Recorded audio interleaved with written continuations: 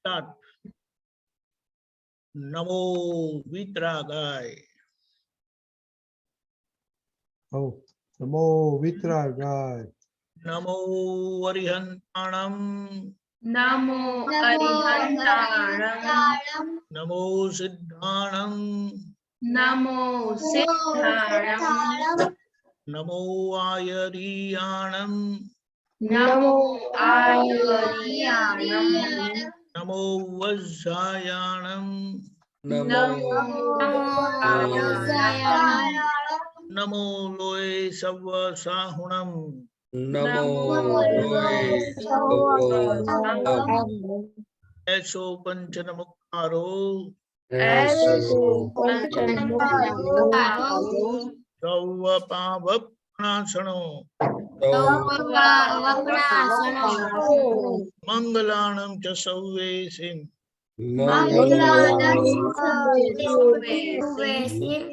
परमं हवै मंगलम्। ओम नमो भगवते वासुदेवाय।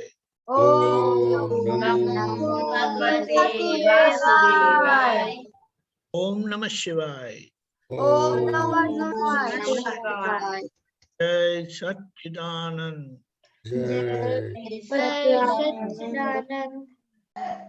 जय सच्चिदानंद। विधि दीदी। हाँ, जय सच्चिदानंद। हे दादा भगवान, आप मुझे ऐसी शक्ति प्रदान करें कि मैं अपनी हेल्थ को कभी भी कॉम्प्रोमाइज नहीं करूं, ताकि यह मेरा शरीर रूपी साधन मुझे मेरे ध्येय को यानी कि पढ़ाई में और सत्संग में हमेशा सहायक बने। मैं पढ़ाई में बिल्कुल सिंसियर रहूंगी। मैं बुरी सोहबत और कुसंग से हमेशा दूर रहूंगी और कुछ भी हो जाए मेरा सत्संग कभी भी छूटे नहीं, ऐसी परम कृपा करना। प्राप्त मन वचन काया का योग और अपने आत्मा का उपयोग केवल परोपकार यानी कि जीव मात्र की सेवा में ही करूं, जो सबसे बड़ा मानव धर्म है। मैं हमेशा अपने स्वयं के साथ और अन्य सभी लोगों के साथ के जीवन व्यवहार में विश्वसनीय, नैतिक और शुद्ध बनी रहूंगी, ताकि मैं बराबर दादा भगवान के जैसे ही परम उत्कृष्ट व्यक्तित्व की मानवी बन पाऊं। हे दादा भगवान, मैं आगे हमेशा अपने माता पिता की बात सुनने का संकल्प करती हूँ और कभी भी उन्हें अहंकार से जवाब नहीं दूंगी। कृपया इस संबंध में मुझे अनंत आंतरिक शक्ति प्रदान करें। जय सच्चिदानंद। जय सच्चिदानंद। श्वेता दीदी। जय सच्चिदानंद। हे दादा भगवान, मुझे पढ़ाई में समझने में जो बाधाएं अंतराय आते हैं, जो भी ऑब्स्ट्रक्शंस आते हैं, उन सभी को तोड़ने का मैं दृढ़ निश्चय करती हूँ। आप ऐसी कृपा करके जिससे मेरे दर्शन ऊपर के आवरण टूट जाए और मेरी पढ़ाई सही ढंग से हो, ऐसी आप हमें परम शक्ति दे। जय सच्चिदानंद। जय सच्चिदानंद। ओके, नवनीति दीदी। हे दादा भगवान,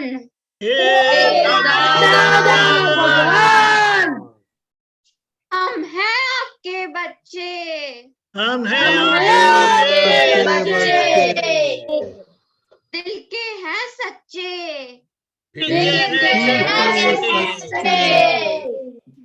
फिर भी हैं कच्चे।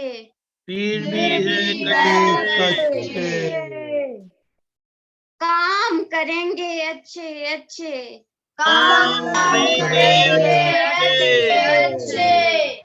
सच्चिदानंद। जय सच्चिदानंद। Very good. दीपक दादा, आज तो सब बच्चों को ऊपर छत पर जाके जोर से चिल्ला के बोलो, आवाज भी नहीं निकलती है। तो दादा के बच्चे तो शेर शेरनी जैसे नहीं होते हैं। हाँ, आपके बच्चे ये क्या है, ये क्या है? बच्चे अभी पे जाके बोलने का। ओके, दीपक दादा, इन लोग को तो अभी आज 7 दिन हो गया, स्टडी का बॉस हो गया, पर सब यो जो स्क्रीन में है वही लोग पास हुआ, दूसरा सब फेल हुआ। ये तो उनको अपना लेसन मिल जाएगा कि अभी क्या करना चाहिए, करेक्शन। कल बताया था क्या रिपोर्ट भेजने का, तो भी नहीं सुनते, तो क्या करेगा दीपक दादा? प्रदीप दादा कुछ जादू करना पड़ेगा। ओके खुशी दीदी, नहीं, अगर नहीं समझ में आता तो उनको पूछना चाहिए ना, पूछने में तो आपने पूछता। आपने तो पूछा था, आपने तो पूछा था। हाँ, पूछता नर पंडिता करके बताया, पंडित हो सकता है पूछते पूछते। आप एक होमवर्क नहीं कर सकते? हाँ, सब वो कश्यप ने बताया बहुत डिसऑनेस्टी बहुत है।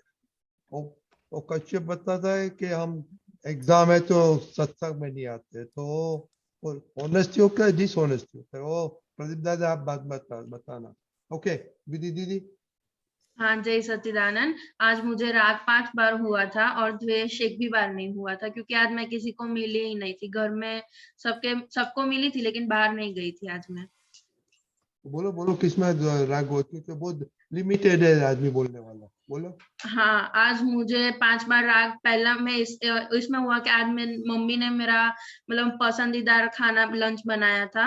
और आज मेरा फिजिक्स बहुत अच्छे से हुआ, मतलब सब मैंने लर्न किया, वो सब मुझे याद भी रह गया और अच्छे से हुआ। आज खुशी के साथ भी मेरा व्यवहार अच्छा था, और मतलब मेरी फ्रेंड ने मेरा डाउट सॉल्व करने में हेल्प की थी, तो उसमें भी मेरा मतलब उसमें राग हुआ था। और पप्पा ने मेरे को पद सुनाया था, उसमें भी मेरे को अच्छा लगा था। ओके अभी द्वेष नहीं हुआ तो माइंड में भी द्वेष होता है, वो ज्यादा ख्याल रखना। हाँ। अच्छा वो इंटरेक्शन में। ओ प्रदीप दादा, ये हाँ जी। Dishonest is the best foolish के उसमें से राग द्वेष केशव दादा ने निकाला था, तो उस पे अभी चर्चा चल रही है आपके, फॉर योर इंफॉर्मेशन। ओके खुशी। हाँ, जय सच्चिदानंद। मुझे राग 3 बार हुआ था। पहले मेरा मैथ्स अच्छा रहा था, आज मैंने सम्स किए तो वो मुझे आए थे। दूसरा, मम्मी ने जो लंच बनाया था वो मेरा पसंद था, तो मैंने वो भी खाया था। तीसरा, मैं आज जल्दी उठ गई थी, उसमें मेरा अच्छा रहा था। और मुझे एक बार द्वेष हो गया था, मम्मी ने शाम को नाश्ता मुझे पसंद नहीं था इसलिए।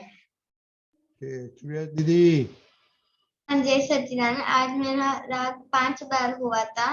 एक तो मम्मी ने मेरा पसंदीदा खाना बनाया था, फिर दूसरा मेरी फ्रेंड मेरे जिम्नास्टिक्स में हेल्प कर रही थी, तीसरा मेरा मैथ्स अच्छा हुआ था, और फिर मम्मी के साथ अच्छा हुआ था हेल्प करने में।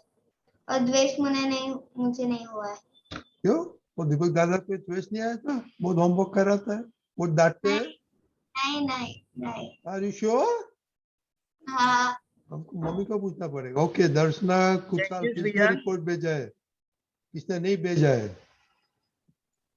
मैं भूल गई थी। ओके भूल गए तो आपको बोलने का नहीं। ओके दर्शन कुशाल। हाँ, जय सच्चिदानंद। आज मुझे राग 1 बार हुआ था, द्वेष 3 बार हुआ था। आपको बोलो बोलो क्यों हुआ था, कब हुआ था? मुझे राग 1 बार हुआ था, आज मम्मी ने मेरा लंच में फेवरेट बनाया था, उसमें हुआ था। और फिर आज मुझे द्वेष पापा के साथ हुआ था, जब वो मुझे डिक्टेशन वर्ड्स हो रहे थे, तो उनने कहा था कि ये वर्ड्स करेक्ट करना, तो मुझे हो गया था। Very good. दर्शना मम्मी को बोलना कि जो फेल टुडे वो खाना मत देना, का मम्मी को बोलना। नवनीति दीदी। जय सच्चिदानंद। आज मुझे राग 2 बार हुआ था, जब मेरा आज ब्रेकफास्ट मेरी पसंद का बना था, और मासी ने मुझे आंसर आसान करके दिए थे। और द्वेष 1 बार हुआ था, जब आज हमें बाहर खेलने ले गए थे, तो मेरी फ्रेंड्स सिर्फ झूले झूल रही थी, मैं कह रही थी कि खेलते हैं, तो उन्होंने मना किया था, इसलिए मुझे हल्का सा हो गया था, थोड़ा सा। फिर जय सच्चिदानंद। जय सच्चिदानंद। मुझे आज राग 3 टाइम हुआ था। मम्मी ने आज मेरा पसंदीदा खाना बनाया था, इसलिए मुझे राग हुआ था। और मम्मी के ऊपर मुझे आज वो बाहर एक छोटा लड़का खेल रहा था, तो वो थोड़ा गोलू है, इसलिए मुझे राग हो रहा था। खेलने की मुझे उसके ऊपर मजा आती है। और तीसरा,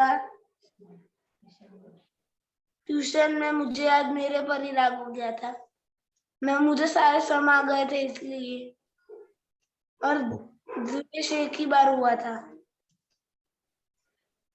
जब आज मेरा हम सब संता कुकड़ी बाहर खेल रहे थे, तब मुझे मेरा फ्रेंड के ऊपर द्वेष हो गया था। जय सच्चिदानंद। ए अव्य अव्य स्टैंड स्टिल, ऐसे मूव मत करो, अटेंशन दो इधर। अव्य ओके, दीपक दादा। Yes. अभी ये फूड की बात आती है, यानी मम्मा जो बनाती है ना, कई बार आपको पसंद नहीं पड़ता है, तो वो मम्मा तो वो जो पसंद नहीं पड़ता वो तो आपके लिए काम का नहीं है ना खाना है तो जो पसंद नहीं है ना, उतना समझ लो कि कुदरत आपको खिलाना चाहती है तो आप अंदर से मना करते हैं, तो वो जो कमजोरी रहेगी वो कौन पूरी करेगा?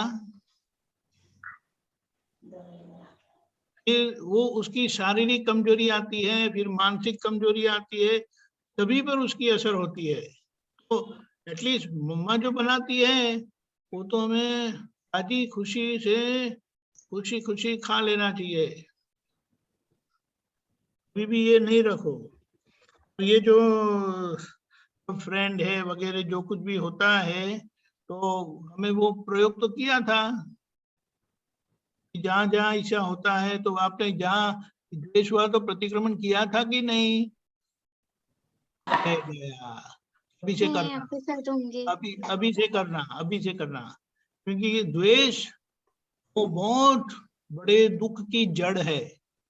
द्वेष के हम प्रतिक्रमण नहीं करते तो फिर वो बड़ा होकर सर पर बैठता है, फिर हमें तो वो नहीं करना है ना, तो प्रतिक्रमण कर लेना है। दादा को याद करके भाव से प्रतिक्रमण करो कि ऐसा ये जो द्वेष हो गया, दादा मुझे क्षमा करो, मुझे द्वेष नहीं करना है। तो खुशी अहमदाबाद आप बोलिए, ऐसे ऐसे ऐसे मत करो, बोलो, जवाब दो। ओके सब लोग ब्रेकफास्ट नो लाइकिंग करके बोलती है, ऐसा तो होता ही नहीं है। देखो ज्यादा करके हम जरूरत से ज्यादा खाते कि कम खाते हैं? बोलो पसंद होता है तो ज्यादा खाते हैं। पर नॉर्मली ज्यादा ही खाते हैं ना। हाँ। तो अगर 10 बार खाना बनाया तो कितनी बार ना पसंद वाला खाना बनता है? 5 बार, 2-3 बार। 2-3 बार, बराबर है। और जो जब जिस दिन खाना अच्छा पसंद वाला नहीं बनता है, तब ज्यादा खाते हो कि कम खाते हो? खाते हैं। तो ये तो कम खाना अच्छा नहीं है। नहीं। मुझे तो कम खाना अच्छा लगता है, जब वैसे तो हम ज्यादा ही खाते हैं, सब मोटे हो गए। देखो मोटे नहीं है, मैं भी मोटा हो गया हूँ, लोग वैसे बराबर है, तो ये तो अच्छा है। हमें ऐसा पॉजिटिव देखना है, तो पॉजिटिव देखेंगे और द्वेष का अतिक्रमण नहीं चुकना बेटा, समझे सब बच्चे? Very important. अभी से ये आप ध्यान में रखेंगे। आप सोचो जब आप 25 साल के होंगे, 25 साल में कितनी बार हमें नापसंद वाली चीज आती है, हम अंदर द्वेष करते रहे, द्वेष करते रहे, द्वेष करते रहे, फिर उसका बोझा कितना हो जाएगा आप सोचो सर पर, हमारी मानसिकता पर। फिर हम बोलेंगे कि कुछ मूड ठीक नहीं है, मजा नहीं आता है, ऐसा सब होता है। ये द्वेष का अगर अभी यही आप दिल से प्रतिक्रमण करते रहेंगे, 25 साल जब होगा, आप सोचो अंदर का आपका कैसा होगा, समझ गए? तो ये नहीं चुकना अभी। जय सच्चिदानंद। ओके, बच्चे लोग का देखो, इसकी मम्मी ध्यान रखती है, वो अच्छा काम करते हैं सब, तो सब दूसरे लोग सब कल मम्मी को लेके आना के बोलने का आप फेल क्यों हुआ। और ये करुणा तो कायदो क्या करेगा उसको, तो एक बच्चा अच्छा है, एक लगता है क्या करता है मालूम नहीं दीपक दादा। करुणा आप देखो उन लोग का होमवर्क अच्छी तरह से होता कि नहीं? हाँ, तो ये भेजा ही नहीं है, लिखा था बट वो सेंड नहीं कर पाई। हाँ, तो उसका किसका रिस्पॉन्सिबिलिटी है? हाँ नहीं, मैंने फोन सब दे रखा था, फिर मैं कुकिंग करने चली गई और अब पता चला कि सेंड ही नहीं किया। सुपरविजन किसका होना मांगता है? हाँ मेरा, सॉरी। गिल्टी किसकी है? मेरी। हाँ, तो ऐसे वो वेलन रखो साथ में। मम्मा, मम्मा एक बात कैसी है, आपने खाना बनाया इन लोगों के लिए, फिर आप छोड़ देते हैं कि ये तो खाना खा लेंगे करके, कि देखते हैं कि खाना खाया कि नहीं, खिला के छोड़ते हैं।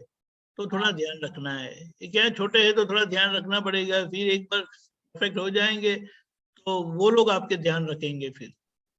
जय सच्चिदानंद। नहीं, अभी भी रखते हैं, दोनों बहुत ध्यान रखते हैं। नहीं, वो काम का नहीं है, लेकिन अभी आपको ध्यान रखना है, क्योंकि उनका जो स्लिप होता है वो सही नहीं है ना। जय सच्चिदानंद। अभी से अभी से बच्चों को हैबिट अच्छा होगा तो फ्यूचर में काम कर आएगा। अभी तो आपका पैसा बहुत है तो उसको तो जलसा ही है, बाद में उन लोग का पैसा करने का पड़ेगा, क्या करेगा उन लोग? नौकरी जाने का धंधा करेगा तो वो बैड हैबिट मार देगा सबको। अभी से all parents you must instil good manners and habits. Habits अच्छा नहीं होगा तो मर जाएगा सब, ये कलयुग है। ओके प्रदीप दादा जी बोलिए। हाँ जी बोलिए रद्दी भाई साहब। तो प्रदीप आनंद जी, हाँ जी बोलो बोलो। पहली बात, कुछ लोग सत्संग में आते नहीं है, बोलते कि एग्जाम है, तो वो उनको सारे 24 घंटे में आधा घंटा निकाल नहीं सकते सत्संग के लिए, क्योंकि सत्संग से जो हमें लाभ मिलता है वो पढ़ाई में उसका लाभ होता नहीं है, ऐसा शायद वे लोग मानते हैं। दूसरा है, वो रिपोर्ट लिखते नहीं है, सही ढंग से लिखते नहीं है। फिर क्या करना चाहिए वो आप समझाओ जरा।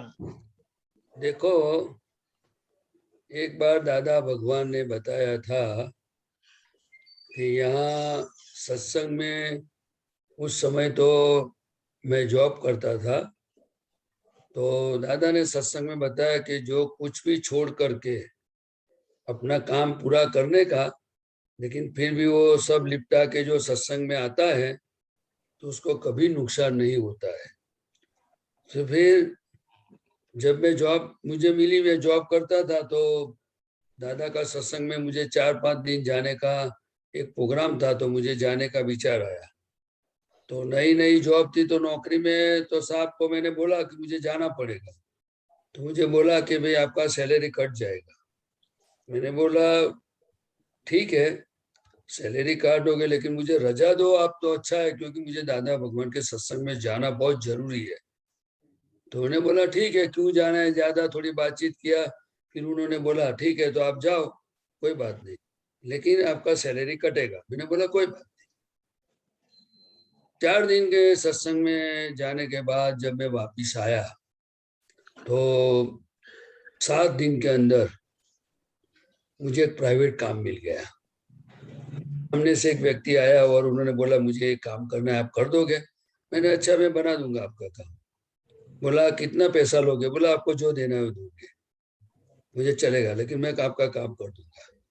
जितना मेरा सैलरी कट गया था, इससे भी 2-3 गुना ज्यादा पैसा मुझे 7 दिन में मिल गया। ये सिर्फ आपको क्यों बताता हूँ, उसमें कोई मैजिक नहीं है, लेकिन हम सत्संग में क्यों जाते हैं? जैसे आप पढ़ाई करते हो तो आपके व्यवहार में आपकी प्रगति हो, आपका वर्ष वो साल बिगड़े नहीं, आपको नुकसान ही नहीं हो, और आप डिग्री प्राप्त करके आगे बढ़ सको और संसार में सुखी हो सको। इसी तरह इस उम्र में सत्संग की बहुत आवश्यकता है, क्योंकि दादा भगवान बताते थे कि भाई सत्संग में लोग ऐसा मानते हैं अपने देश में कि सत्संग बड़ी उम्र होने के बाद ही करने का होता है। जैसे कि शादीशुदा हो गए, बच्चे हो गए, बड़े हो गए, उनकी शादी हो गई, रिटायर होने के बाद फिर बाद में सत्संग करने का। दादा ने बोला ऐसा नहीं है, जब शरीर काम नहीं देगा तो उस टाइम सत्संग की क्या जरूरत पड़ेगी, क्या कर सकेंगे अपने, क्योंकि पूरी मशीनरी वो डैमेज हो गई होगी, आँख के दिखता नहीं होगा, सुनता नहीं, सुनाई नहीं देगा, बैठने का तकलीफ होगा। तो दादा ने बोला पूरी जो युवानी में इतना कचरा अंदर भर जाएगा तो फिर पूरा कचरा 50 साल के बाद आप 1, 2, 5 साल में कैसे उसको साफ कर सकोगे। तो ये युवानी में बहुत जरूरी है। तो हमें सत्संग में रहने से व्यवहार में भी फायदा होता है और हमारे जो सही संस्कार है, जैसे हम गलतियों से बच पाएंगे। हम प्रामाणिक तो व्यवहार में है ही, लेकिन हम चारित्रवान और सिलवान बन सकते हैं। और ये हिंदुस्तान में इसीलिए जन्म है। और दूसरा, मनुष्य का जीवन कहीं भी हो, लेकिन ये जीवन इसीलिए है। मैं आपको बताऊं, आपने शायद सोचा तो होगा, लेकिन दादा भगवान की कृपा से एक दिन जब मैं बैठा था तो ऐसे ही असीम जयकार बोलता था, तो दादा ने बताया मुझे, मैंने बोला मुझे बस अभी गलतियों से मुक्त होना है, मुझे एक भी गलती नहीं करनी है। तो फिर दादा भगवान ने क्या बताया कि मनुष्य जीवन में आपको 2 टाइम का खाने को मिलता है, नाश्ता मिलता है, स्नान करने के लिए पानी, सोने के लिए सब चीज कुदरत आपको सप्लाई करती है। तो फिर गलती करने की जरूरत क्यों है? उनकी आवश्यकता है? आप बताओ, आप सोचो खुद कि आपकी जो नेसेसिटी है हम सबकी, वो कुदरत फुलफिल करती है कि नहीं, वो आप बताओ पहले। नेसेसिटी महीना ऑक्सीजन मिलता है, कुदरत बॉडी को संभालती है, आंख से दिखता है, कान से सुनता है, पांव चलता है, दांत है, खा सकते हैं, काम कर सकते हैं, पढ़ाई कर सकते हैं, नींद आती है, सोने के लिए सब है, पंखा है, लाइट है। इतना सब मिलते हुए भी हमें ऐसी क्या आवश्यकता है कि गलती करने की? ऐसी क्या आवश्यकता है कि हम सत्संग से दूर रहे? सत्संग ऐसी क्या चीज है जिससे हमें दूर रहने का? आप कभी सोचा है आपने? आप कभी मोबाइल से दूर रहने की कोशिश की? आपने टीवी से दूर रहने की कोशिश की? क्यों? तो सत्संग है क्यों दूर रहने का? इसीलिए हमारी जो सत्संग में आने से क्या होता है, वो दादा भगवान ने जो बताया मैं बताता हूँ। दादा भगवान ने बताया कि आप सत्संग में रहोगे तो आपका जो समझदारी है, जो रिलेटिव समझ है, पूर्व भाव की जो समझ लाए हो, वो समझ सही है, कितनी सही है, कितनी गलत है, और कितना हार्मफुल है, कितनी हेल्पफुल है, वो दादा भगवान की बातें सुनते सुनते हमें एक उससे प्रमाण मिलेगा कि कौन सा रास्ता सही है, कौन सी समझ सही है और कैसे जीना चाहिए। नहीं तो अगर सत्संग नहीं मिला तो हम अपनी समझ के हिसाब से लोगों का देख देख के मन बुद्धि दिखाएगा, वो हिसाब से चलेंगे। इसमें हमें कितना घाटा भी हो सकता है, कितनी गलतियां होती जाएगी। और फिर ये गलती का परिणाम दादा भगवान ने बताया कि you are whole and sole responsible का मतलब क्या होता है कि हम पढ़ाई नहीं करेंगे तो हमारा नुकसान है, हम रिस्पॉन्सिबल है। हम सत्संग में नहीं जाएंगे तो हमारा नुकसान है। त्रिमंत्र प्रातः विधि जो भी प्रार्थना विधि नहीं करेंगे तो हमें नुकसान है। दादा भगवान को 100% नुकसान नहीं है और इस दुनिया के किसी भी व्यक्ति को नुकसान नहीं है। लेकिन ये समझदारी हमारी जो जिम्मेदारी है, हमारा जो मनुष्य जीवन मिला है, उसमें हमें कैसे जीना चाहिए, वो समझ आपको कहाँ से मिलती है? सत्संग में से। फिर सत्संग को क्यों छोड़ने का? हमारा जीवन कैसा होना चाहिए? दादा भगवान ने बताया। तो कैसे बोलते थे मैं आपको बताऊं। वो क्या कहते थे, अगर आपको बहुत काम है तो दूसरा कुछ, जब मैं बड़ौदा में हूँ, ये बड़ौदा की बात करते थे, तो दादा ने बोला मैं बड़ौदा में हूँ और आपको पता चला कि दादा भगवान बड़ौदा में है, तो आपको कुछ नहीं करने का, आप सिर्फ आके जय सचिदानंद करके चले जाने का अगर आपको काम है तो। लेकिन आने का, क्यों आने का? देखिए आपके अंदर जो मन है ना, बुद्धि है ना, वो आपको ज्ञानी पुरुष से दूर लेके जाएगी। और यहाँ एक बार दर्शन किया ना, आपका काम हो जाएगा। वो सब काम मुझे करना है, लेकिन आते रहना, मन की बात मत सुनो। हमें अगर जो सत्संग में आते हैं और ये सब हम जानते हैं और हमको फायदा होता है, तो हमें ये सत्संग में आने का, अटेंड करने का भाव करना चाहिए, कोशिश करना चाहिए। और दूसरा दादा भगवान ने बताया, अगर आप नहीं आ पाते हो तो अंदर खटकारा होता है। देखो मैं आपको एक बताऊं कि अगर आपको बहुत नींद आ गई और एग्जाम का टाइम है और आपको कितना कोर्स कंप्लीट करने का है, तो आपको नींद आ गई तो आपको अंदर चुभता है कि सो जाते हो? आपको 5 बजे उठने का तय किया और 6-7 बजे तक हमको नींद आ गई, आपको मन में पछतावा होता है कि अरे 2 घंटा मुझे मेरा पढ़ने का चला गया, मेरी पढ़ाई का क्या होगा, मेरे साल का क्या होगा, पढ़ाई मेरा साल बिगड़ेगा तो 1 साल कम मार्क्स आएगी तो, ऐसा होता है।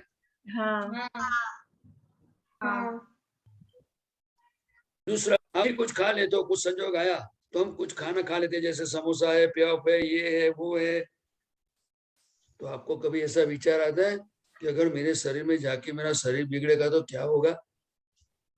नहीं आता। आपको, हमें ये सत्संग ऐसी चीज है, दादा भगवान ने ऐसा नहीं बोला जो मैं जिस रास्ते से मैं चला हूं वो रास्ते पे आप चलो। दादा भगवान ने बताया आप समझो बात को कि मनुष्य जीवन किस लिए है, सत्संग किस लिए है, पढ़ाई किस लिए है। हमें डेवलप होना है, हमें जागृत बनना है। हम जागृत है, लेकिन कहाँ जागृत है? जहां हमको मनपसंद चीज आती है हम जागृत है, सिंसियर है।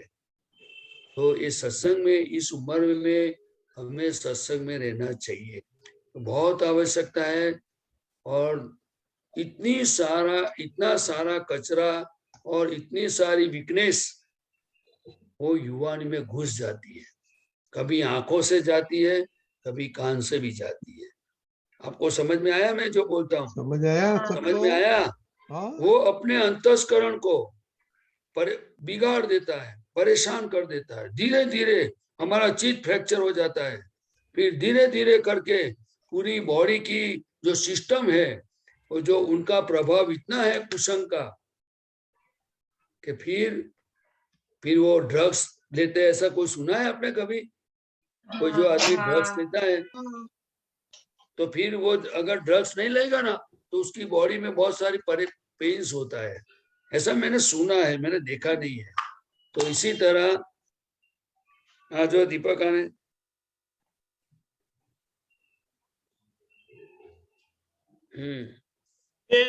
वो लड़का तपेने उसमें उसकी एक लाइन है, कविराज ने लिखा है, देखो। हाँ बोलो। आदाज आपे ना તમે ગાઓ ને, મને રાગ એકદમ નહીં આવે પછી।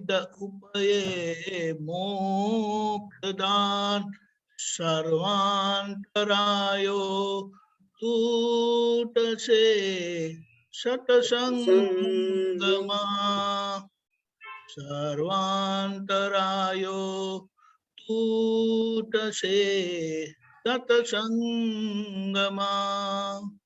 मैं आप लोगों को, इसका मतलब क्या होता है? सभी ये महात्माओं, बच्चों को, युवाओं को मैं आपको एक विनती करूंगा कि मुझे और कुछ कहना नहीं है, लेकिन फिर भी एक चीज आपको बता देता हूँ, अगर आपको ठीक लगे तो उसको आप आपके हृदय में रख लेना और निश्चय करना।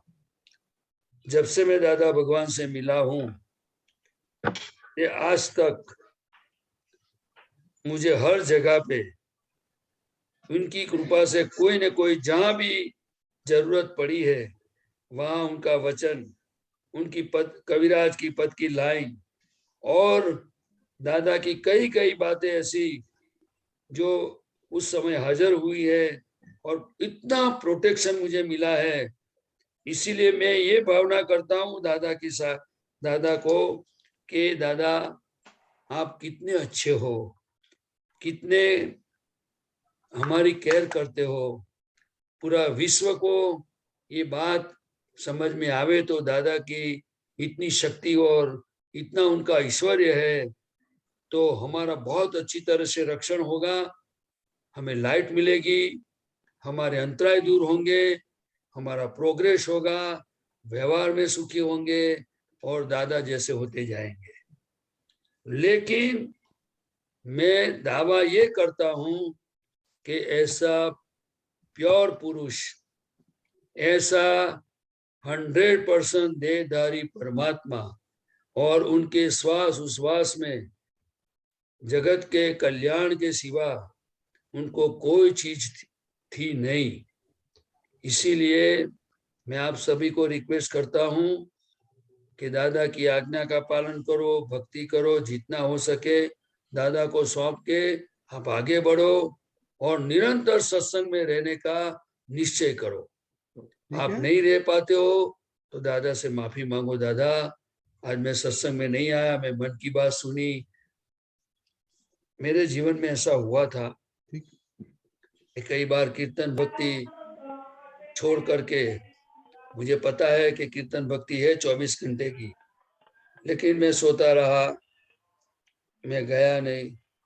आज कई जो दादा की हाजिरी में मन की बातें सुन करके जो भी गलतियां हो गई है वो आज भी सब एक एक दादा की कृपा से हाजिर होती है और उनका खूब पछतावा होता है। लेकिन ये सब कृपा का मार्ग है, उसमें मेरा कोई पुरुषार्थ नहीं है।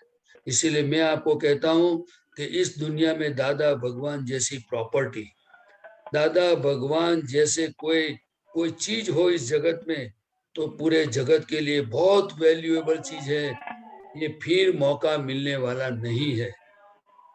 इसीलिए ये आप सत्संग मत छोड़ो। आप बर्थडे पार्टी छोड़ते हो? बोलो नहीं। आप अगर समझो शादी में जाना है तो आप छोड़ते हो? नहीं। आपको कोई फेस्टिवल में इंटरेस्ट है तो आप फेस्टिवल को छोड़ते हो? नहीं। आप सब जगह पे एंजॉय करने के लिए तैयार है, उनमें कितना समय चला जाता है, तो एंजॉय करो। तो क्या सत्संग में आपको आनंद नहीं मिलता है? हाँ मिलता है। नहीं मिलता है तो बोलने का है। ये सिर्फ हाँ ना का सवाल नहीं है, पूरा वर्ल्ड देखेगा और हमें पता चल जाएगा कि हमारी गलती क्या है। आपको सत्संग से दूर रहने का जो मन होता है तो उसमें प्रदीप आनंद जी की गलती है, आप लोगों की नहीं है। आप ये बताओ तो फिर सत्संग में क्यों नहीं आने का?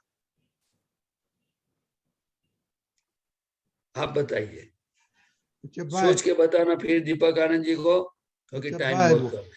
दूसरा कश्यप क्या बताया प्रदीप दादा ने? क्या बताया? प्रदीप दादा ने ऐसा कहा कि सत्संग में रहते हैं तो हमको सच्चे रास्ते और गलत रास्ते का पता चलता है हमको। तो आप अभी डिसऑनेस्ट था क्या ऑनेस्ट था? डिसऑनेस्ट था मैं थैंक यू वो समय पे। Okay thank you. दादा भगवान का क्रम विज्ञान ये तीर्थंकर भगवंतों का विज्ञान है। आज तक मैं क्रम मार्ग का विरोधी नहीं हूं, लेकिन हम सबको समझना जरूरी है। क्रम मार्ग की सिस्टम में तप त्याग करना होता है और गुरु जैसे मिलते हैं वैसे प्रोग्रेस होता है, और खुद की गलतियां कैसे देखने का, उससे कैसे छुटकारा पाने का ये रास्ता है। लेकिन ये दादा की कृपा से हमें हमारी दिन प्रतिदिन हमारी खुद की गलती दिखती है, हमारा प्रोग्रेस होता है। दादा ने शक्ति मांगने का रास्ता दिखाया है और पूरे संसार में खाते पीते सब काम करते हुए हमें ये मार्ग में आगे बढ़ने का रास्ता मिला है, तो हमें उसका पूरा फायदा उठाना चाहिए। ठीक है सबको? ओके अभी दो क्वेश्चन है देखो दादा। हाँ जी। यस, दादा भगवान ने बताया हम बिन अंतराय पुरुष है। हमने बहुत शुद्धिकरण करते करते सभी प्रकार के अंतरायों से, बाधाओं से, तकलीफों से हम मुक्त हुए हैं। जो कोई हमारा हाथ पकड़ता है उनके अंतराय, उनकी बाधाएं, उनकी तकलीफें अपने आप टूट जाती है। तो अभी हमें सोचना है, इसीलिए हमने वो प्रार्थना में भी रखा है कि कभी भी मेरा सत्संग छूटे नहीं। समझ गए सर? ओके। जाना। और रजनीकांत बा साहब, एक हाँ, दो बोलो। मिनट बोलो। आप सब आज डिसाइड कर लो कि हे दादा भगवान, मुझे सत्संग में ही रहना है। मेरे शरीर के टुकड़े टुकड़े हो जावे, कर्म के उदय से कुछ भी हो जावे, लेकिन एक पल भी आपसे दूर रहना नहीं चाहता हूँ। मुझे कृपा करना हे दादा भगवान, हे श्री सिमंदर स्वामी प्रभु। आज ये मेरा पक्का निश्चय है, अगर मेरा प्राण छूटे तो दादा दादा करते ही छूटना चाहिए। कुछ भी हो जावे, मुझे आपको छोड़ना नहीं है, आपके चरणों में रहना है, मुझे प्योर होना है। आप समझे? हम इतना बोलने की शक्ति नहीं आती, क्या बात करते हो? क्या अभी आपने खाना नहीं खाया? कश्यप अरे भाई, हम खुद के लिए करते हैं, कश्यप जो भाई बोलते हैं बोलो। दादा भगवान के लिए नहीं बोलते, लेकिन चरण पकड़ो, शरण में जाओ तो ऐसा शरण होना चाहिए जैसे हमारा फिर दूसरा शरण की जरूरत नहीं पड़े। आप समझे ना? कश्यप भाई, आप क्या रेजोल्यूशन करते बोलो? प्रदीप दादा ने क्या बोला? क्या प्रार्थना करेंगे? हमको प्रार्थना करने का कि सिमंदर स्वामी को कहना कि हमारा सत्संग कभी भी न छूटे, और छूटे तो दादा दादा करके ही छूटे। Okay okay. तीर्थ, आपका क्या क्वेश्चन है? हाँ, जय सच्चिदानंद। मेरा क्वेश्चन ये था कि वो मुझे मोबाइल में ऐसा आया था कि छोकरा ने खोटा अहंकार ना पानी न पाइए तो ज डाइया था। उसका मतलब क्या है? सुनाई दिया? आज सूत्र आया है, बराबर है। अजीब आनंद जी, सुनाई दिया? नहीं, बराबर। खोटा ने खोटा केवल छोकरा, बोलो। सुनाई नहीं देता है बराबर मुझे। बोलो बोलो, फिर से बोलो। छोकरा ने खोटा अहंकार ना पानी न पाइए तो ज डाया था। हाँ, उसका मतलब छोकराओने खोटा એટલે કે हाँ, छोकराने खोटा अहंकार ना पानी ना पाइए तो डाया था। बराबर, ये दादा भगवान की बात है। तो के ये जब बच्चे लोग को उनका केयर करने का है, वो पौधे की तरह है, तो उसकी देखभाल करने की, कैसे देखभाल करने की है?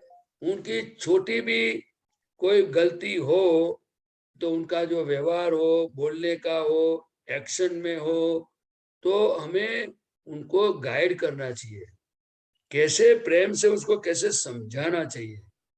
जैसे दादा भगवान की एक बात बताऊं, दादा भगवान छोटी उम्र में जब उनको बच्चे को खेलते खेलते जब झगड़ा हुआ तो दादा भगवान ने उसको कुछ शिक्षा की होगी, मारा मारी की होगी, तो वो लड़के की माँ दादा भगवान की मम्मी के पास गई और उन्होंने बताया कि जवर भाई, वो अंबालाल ने मेरे बेटे को मारा। तो जवरबा ने क्या किया, जब अंबालाल घर पे गए, जिनको हम आज एम पटेल दादा भगवान की बात करता हूं, तो उनकी माँ ने क्या कहा, बेटा तू मार खा के आना, लेकिन किसी को मार के नहीं आना। क्यों? इतना यहाँ इतनी बात करके अटक नहीं गए, फिर आगे बताया कि अगर तूने उसको मारा, तुझे कुछ होगा तो मैं तेरी माँ हूं ने, मैं आपको पट्टी बांध दूंगी, लेकिन अगर तूने उसको मारा दूसरे लड़के को और उनकी माँ नहीं होगी तो उनका क्या होगा? इसीलिए दादा भगवान जवरबा की जब भी बात आती थी तो उनकी आंखें में ऐसे जैसे कि पानी आ जाता, आपको समझ में आया ना, ये आंखें गीली हो जाती थी, कि माँ ने मुझे अहिंसा का धर्म सिखाया। आज क्या होता है आप बताइए। मैं इसीलिए किसी माँ बाप की गलती बताना नहीं चाहता हूं, और कोई गलत है ही नहीं, लेकिन दादा भगवान ने बताया कि पिता वो मूला की तरह है, माता वो गाजर की तरह है। क्या बोला? बाप मूળો અને માં ગાજર। શું છોકરાઓ સફરજન થવાના છે? नहीं। बोलो। એટલે मुझे नहीं बोलना चाहिए था, लेकिन दादा ने ऐसा मजाक में कुछ सत्संग में बोला होगा, तो मुझे याद है पूरी तरह। मैं कहना क्या चाहता हूं कि अगर मम्मी बताती है, पापा बताते तो ठीक है, लेकिन आप लोग इस सत्संग में आने से आपको बहुत फायदा होने वाला है कि कैसे व्यवहार किया जाए, खाने के टाइम पे, पढ़ाई के टाइम पे, हर चीजों में कैसे हमारा जीवन होना चाहिए।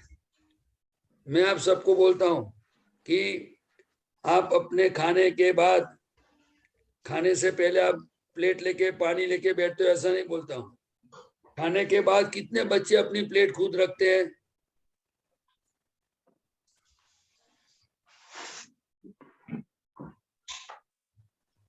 एक दो तो नहीं रखते होंगे ना? सब बोलो रखते हैं। बोलो। दूसरा, सब अच्छे बच्चे हैं। हमारी चीज कितना हम संभाल के हमारी जगह पे रखते हैं और ऐसे ही छोड़ के चले जाते हैं। ये तो मैं छोटी छोटी बात बताता हूं, लेकिन जब आप आओगे, सत्संग में रहोगे, तो सुबह से शाम तक हर एक इंसान की उम्र के हिसाब से, संजोग के हिसाब से हम कैसे जीते हैं और जीवन जीते हैं, उनकी कोई प्रॉब्लम नहीं है, लेकिन ऐसा जीवन जीने की क्या जरूरत है, वो तो हमें जानना चाहिए कि नहीं जानना चाहिए। दादा भगवान ने समझने की बात बताई है। आपको फिर जैसे जीना है जी सकते हो, पर रिस्पॉन्सिबिलिटी उनकी खुद की रहती है। आप समझे ना? तो पढ़ाई भी करो और ऐसा ईगो होना चाहिए, जैसे दादा भगवान की मैं बात बताता हूँ, आप सब कान खोल के सुन लेना। ये फिर हमारी खुमारी कैसी होनी चाहिए। एक बार दादा भगवान को बिजनेस करते थे तो उनको बहुत नुकसानी हो गई। तो उस समय तो 1 लाख 2 लाख 5 लाख की तो कितनी वैल्यू थी, लेकिन दादा को विचार आया कि लाओ मैं किसी के पास थोड़ी पैसे की बात करूं, એટલે मांगू एम। तो दादा को फिर बाद में तुरंत विचार आया कि ये 2 हाथ के मानवी और ये इसके पास मांगने का नहीं मांगना है, चलो मैं 14 लोग का नाथ भगवान है उनके पास मांगूंगा, मेरा प्रॉब्लम सॉल्व करो। फिर ये डिसाइड हुआ कि भगवान के पास मांगू। फिर अंदर विचार आया कि मैं भगवान के पास क्यों मांगू। ऐसे करते करते उनको पता चला, हो ये तो मेरा कर्म का भोगवटा ही है, तो उसको उसका निपटारा होना चाहिए, भगवान के पास भी क्यों मांगे। लेकिन उनकी खुमारी थी, क्या थी? हमें दादा के पास मांगने का है कि हम अभी कलयुग में हैं और हमारी इतनी शक्ति नहीं है। आप समझे ना? क्योंकि दादा देने वाले भी हैं, फिर भी हमारे बॉस नहीं है। आप समझे? दादा हमारा स्वरूप है, इसीलिए दादा के पास सब दरवाजा खुला है। लेकिन आप में एक खुमारी होनी चाहिए कि नहीं होनी चाहिए कि मुझे गलतियों से दूर रहना है, गलतियों से मुक्त होना है, मुझे अच्छी पढ़ाई करना है, मुझे कुसंग से दूर। आप सब बताते हो, लेकिन कभी कभी गलती हो जाती होगी कि नहीं? कच्चे पड़ जाते होंगे कि नहीं पड़ जाते होंगे? आप बताइए। हाँ, पड़ कोई जाते बात हैं। नहीं, फिर से ऐसा डिसाइड करो, नहीं दादा मुझे शक्ति दो, मुझे ऐसा ही करना है, मुझे सत्संग में रहना है, मुझे ऑनेस्ट रहना है, किसी को चीट करने की जरूरत क्या है? आप बताइए, कोई जरूरत है? नहीं। ज्यादा से ज्यादा कोई क्या कहेगा कि भाई तुम्हारा ठिकाना नहीं है, भाई तुम लुच्चे हो, तुम झूठे हो, तुम क्रोधी हो, कोई ये वो सर्टिफिकेट अच्छा है, लेकिन हमारा अंदर इम्प्योरिटी बढ़े, टेंशन बढ़े, भय लगे और कुदरत हमें पनिशमेंट करे, ऐसा काम क्यों करने का हमें? दादा के पास ऐसी शक्ति मांगो, किसी भी तरह मुझे बस जिस रास्ते से आप चले हो आपकी वही रास्ते मुझे चलना है, मुझे प्योर होना है, आपके अंतर आशय के मुजब जीना है। अंतर आशय समझ में आया? हाँ। दादा का आशय क्या था? जगत कल्याण का। हाँ, प्योर बनने का, जगत कल्याण का। जो मुझे मिला उसको सुख होना चाहिए। तीर्थ आपको मालूम पड़ा? हाँ। ओके, तो दूसरा क्वेश्चन बाद में पढ़ लेने का है प्रदीप दादा। देवम,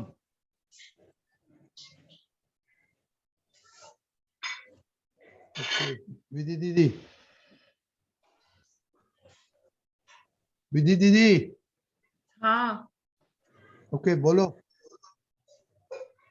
मेरा क्वेश्चन नहीं। नवनी दीदी, सॉरी, नवनी दीदी।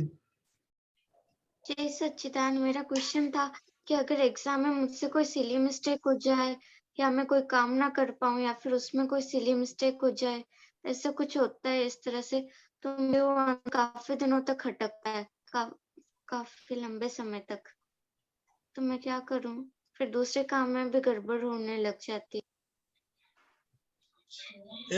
प्रदीपानंद जी, हाँ, एक बात समझना जरूरी है कि इनके मार्क्स है ना 95 प्लस आते हैं और ये ऐसा टेंशन करती है। और खाली मैथमेटिक्स में उसका छूट जाता है क्योंकि वो स्लो गाड़ी में आती है, ड्यूरंटो में नहीं आती है। अच्छा अच्छा, अभी समझ गए? और ये बोलती है कि ऐसा हो जाए तो क्या करना है। अभी आप समझ लो और अभी बताओ। देखो, दादा भगवान के पास शक्ति मांग के डिसाइड करो और आपका जो काम है वो करो, प्रैक्टिस करो, उसमें समय डालो, अपने आप धीरे धीरे सब हो जाए। जो इतने सब्जेक्ट में हो जाता है तो मैथमेटिक्स में नहीं होगा? होगा कि नहीं होगा? इसलिए दादा भगवान ने बताया कि आप डिसाइड करो कि मुझे इसमें परफेक्ट करना है। उनको निश्चय शक्ति बोलते हैं। क्या बोलते हैं? हमें डरना नहीं है, वो इंसान ने बनाया है चौपड़ी।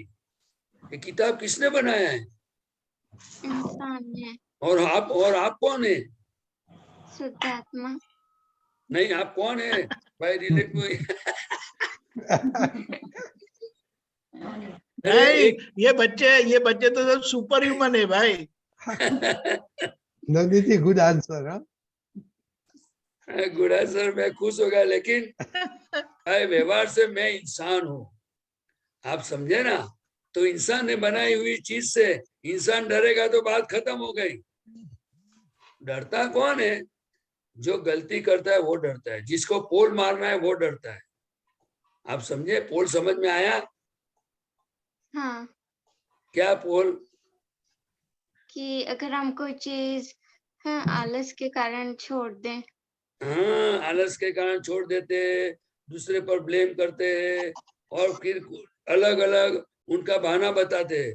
मैंने किया है लेकिन मुझे याद नहीं रहता है, ये करता हूँ मुझे समझ में नहीं है। अरे भाई, किसी को पूछो, मास्टर के पास जाओ, जिनको ये समय उनके और उनको प्रणाम करो। दादा भगवान की साक्षी में ये सब्जेक्ट में जो भी मास्टर है उनको मैं नमस्कार करता हूँ, उनके शुद्धात्मा भगवान को नमस्कार करता हूँ। हम विनय करेंगे ना तो शक्ति आएगी। प्रदीपानंद जी, हाँ जी, उनकी शंका बेकार है। हाँ जी, और 95 प्लस मार्क्स आते हैं, 98, 99, 98, 99 आता है। तो उसको 100 के ऊपर चाहिए। अरे 100 के ऊपर नहीं, बेकार में चिंता करती है और हमको टेंशन देती है। अच्छा, जो तो फिर किसी मैथमेटिक्स में रह जाता है, छूट जाता है उनका। हाँ, तो क्लास में फर्स्ट आती है। तो सॉरी। हाँ, ठीक है। आपके इतने मार्क्स आने के बाद भी आपको टेंशन होता है, उनको मुझे दादा को पूछ के बताऊंगा आपको कि दादा भगवान ये एक ऐसा महात्मा मिला है मुझे, इतना मार्क्स आने के बाद भी टेंशन होता है, तो आप उनका कुछ सॉल्यूशन लाओ, मेरे पास जवाब नहीं है। चलो, बहुत मजा आया, बहुत मजा आया। आप लोगों के कारण मुझे बहुत सीखने को मिलता है।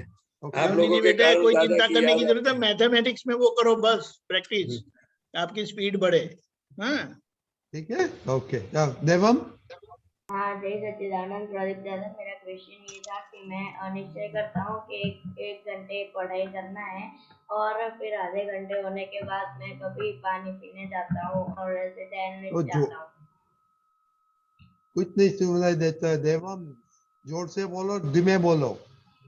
हाँ, जय सच्चिदानंद। मेरा क्वेश्चन ये है कि मैं निश्चय करता हूँ कि मुझे 1 घंटे पढ़ाई करनी है, लेकिन मैं 1 घंटा नहीं बैठा रहता। मैं आधे घंटे के बाद पानी पीने जाता हूँ या ऐसे टहलने जाता हूँ, आधा 15-20 मिनट में ऐसे वेस्ट करता हूँ। क्यों? कौन बताता है पानी पीने का और वेस्ट करने का? कौन बताता है आपको? मन बताता है। हाँ, तो आपको क्या करना है अभी? 1 घंटे तक बैठना है? हाँ। पढ़ाई करना है? हाँ। तो आपको उस समय बोलने का कि दादा के पास शक्ति मांग के बैठने का, और जब अंदर से उठने का बोले तब दादा को फिर फोन करने का, दादा शक्ति दो, अभी अंदर जाने का मन होता है, मुझे पढ़ाई कंप्लीट करनी है। ये क्या है, जैसे जैसे आपको हर परिस्थितियों में मन के साथ, शरीर के साथ, बाहर के संजोगों के साथ आपको धीरे धीरे दादा दादा करते निकलना पड़ेगा, क्योंकि हम कलयुग में जन्म लिया है तो हमारी इतनी शक्ति नहीं है, आप समझे? तो धीरे धीरे अंदर से शक्ति खुली होती जाएगी। बराबर? दादा भगवान से प्रार्थना। जो देखो, मैं तो जितना हो सके दादा दादा करके निकलता हूँ, और ये सब उनकी कृपा से ही होता है। और मैं पूरे जीवन में यही आपको बताऊंगा, दूसरा सब रास्ता जो व्यवहार से जो मुझे समझ में आएगा बताऊंगा, लेकिन मैं एक ही चीज जानता हूं कि जो दादा को शरण में, दादा के शरण में गया, जिसने दादा को पकड़ के रखा, उनको कोई टेंशन लेने की जरूरत नहीं है। वो व्यवहार में कैसे करने का, क्या करने का, वो 1 घंटे का काम आधे घंटे में फिनिश हो जाएगा। लेकिन जो दादा से दूर गया उसका कोई ठिकाना नहीं है। वो कैसे? तो कि इतना बड़ा दरिया है, वो दरिया के अंदर कोई चीज आपने डाल दी तो फिर मिल सकती है?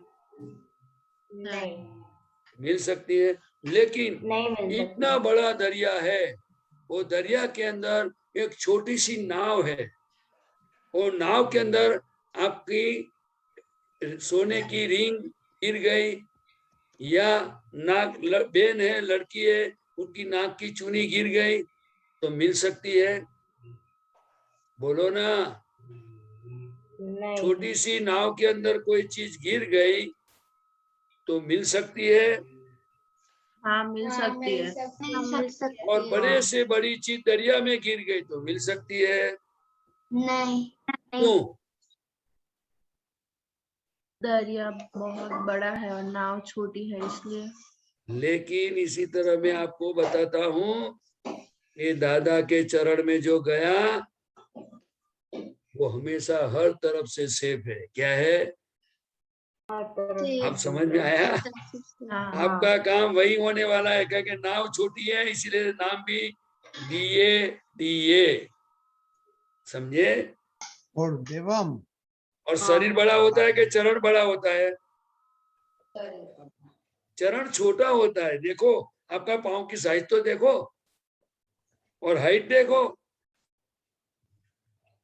लेकिन फिर भी ये छोटे छोटे पाँव और उंगलियां पूरे बॉडी को कैसे खड़ा रखती है, कैसे वॉक करते हैं, दौड़ते हैं तो कैसे पकड़ के रखती है। आपको समझ में आया? तो दादा के शरण में इससे भी अनंत गुना शक्ति और कल्याण छुपा हुआ है। जो दिल से दादा को याद करेगा उसका सब काम हो जाएगा। बस मैं इतना ही जानता हूँ।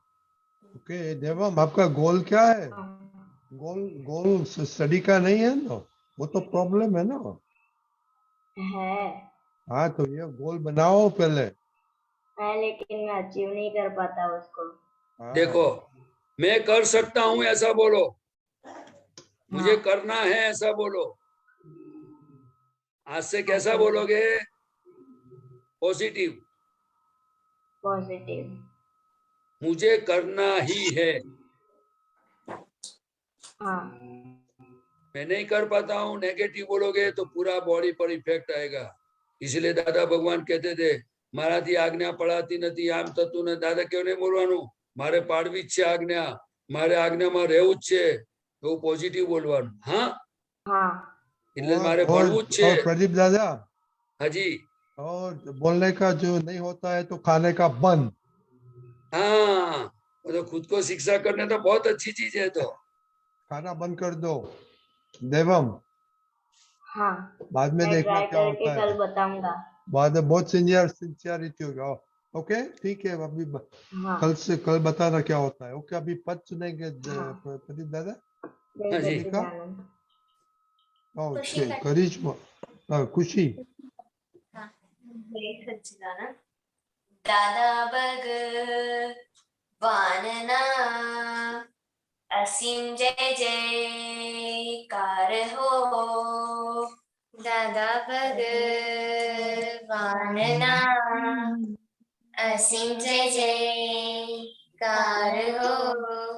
जियो जन्म समय सार रे, जियो जन्म समय सार रे।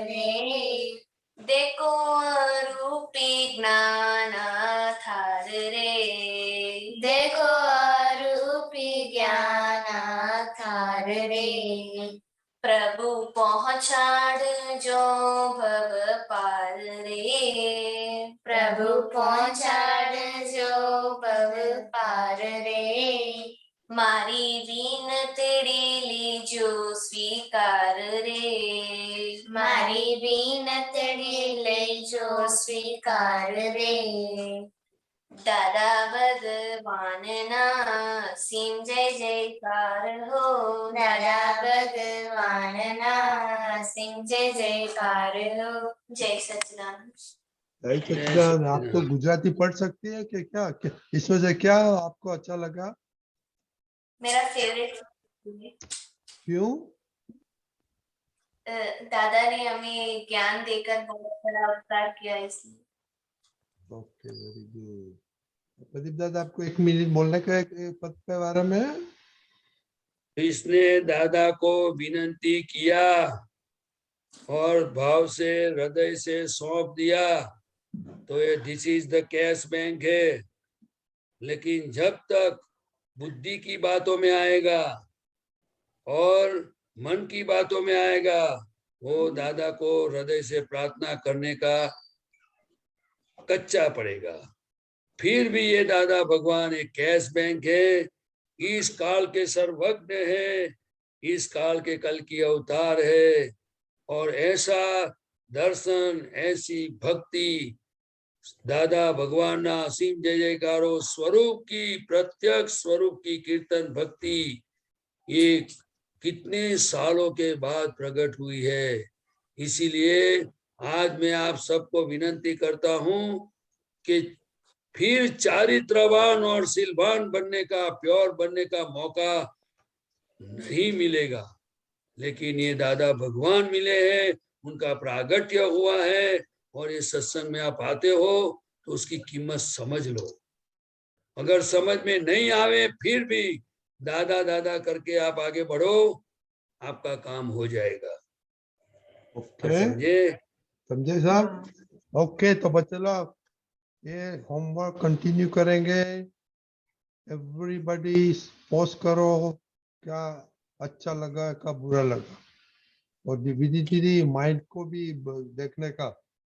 हाँ। एक्सटर्नल नहीं में देखने का। ओके जय सच्चिदानंद। हाँ ये एक्सप्लेन होमवर्क मैसेज में प्रॉपर्ली। ओके हाँ। सभी का ठीक से आ जाए। ठीक है एवरीबॉडी। जय सच्चिदानंद। जय सच्चिदानंद।